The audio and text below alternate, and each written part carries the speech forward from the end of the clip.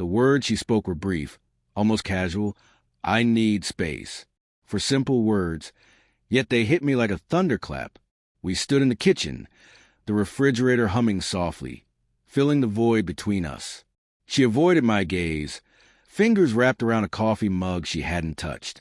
Her tone was calm, almost attached, as if she had rehearsed it 1,000 times. I froze, clutching my car keys, searching her face for some sign that this wasn't real. A smile, a laugh, anything to tell me she didn't mean it. But there was nothing. No embrace, no softening of words. Only a silence so heavy it pressed down on my chest. 10 years of marriage, 10 years of shared life, and suddenly I felt like an intruder in my own home. Without thinking, I grabbed my jacket, shoved my wallet into my pocket, and headed for the door. As I turned the handle, I muttered under my breath, "Fine. You want space? You'll get it." I didn't have a destination in mind. Maybe I just needed the night air, the cold breeze against my face to remind me I was still alive. My chest burned, my throat tightened, and my thoughts spun in endless circles. How had it come to this? Then I heard a soft voice behind me.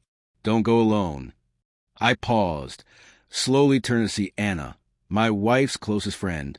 She had stopped by earlier, dropping off something for my wife, and now she was standing there, seeing me not as her friend-husband, but as someone on the edge. I gave a hollow laugh, the kind that carries despair more than humor. She didn't know what to say, and I didn't know what to do. Her expression softened, a mix of concern and quiet determination. "She doesn't know what she wants," Anna said gently. "But tonight, you shouldn't face it alone." Her words, steady and calm, struck me in a way nothing else had. Without thinking, I nodded. We ended up at a small cafe a few blocks away, one of those places that stay open late for people who can't face home. The glow from the streetlights spilled across the table as I sat, my coffee untouched. Anna didn't push me to speak. She simply waited, letting the silence stretch until I finally whispered, "She doesn't love me anymore." Anna didn't offer empty reassurance. She didn't pretend the pain didn't exist.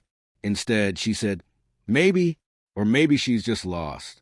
But whatever it is, it's not your fault." Her words cracked the weight I'd been carrying for months, maybe years. The self-blame, the constant questions about whether I had failed somehow. For the first time, someone saw me, not the mistakes I had made, not the shortcomings I imagined, but the person I still was. We talked for hours, sharing truths about marriage, love, and the quiet ways it can disappear while you're distracted by life. Anna revealed that she had watched my wife drift for a long time, but kept silent out of respect. She had seen the cracks, the distance, but never spoke because it wasn't her place. Her honesty didn't heal everything, but it lifted a weight I didn't even know I was carrying. By the time the cafe emptied, it was nearly midnight. She offered to walk me home, but I couldn't.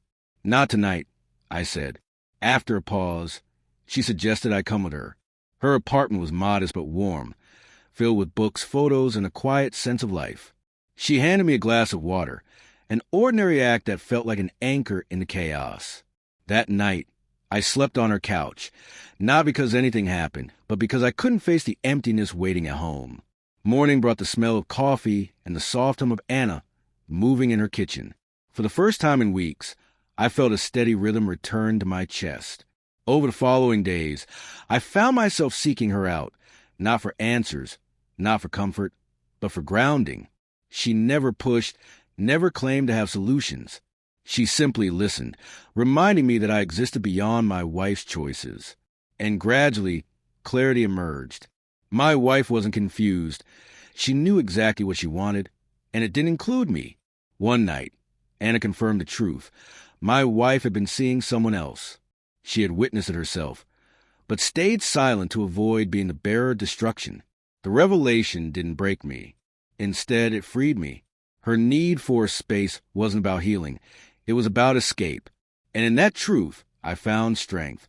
When my wife tried to reach me after that, I didn't plead or crumble. I simply said, "You wanted space. Now you can have all of it without me." Her tears, her apologies meant nothing. While she chased freedom, I had discovered something far more valuable: clarity, self-respect, and the courage to walk away. Through it all, Anna was there, not as a replacement, not as a consolation, but as proof that loyalty, honesty, and human kindness still exist. And I realized in the end, it wasn't betrayal that stunned me.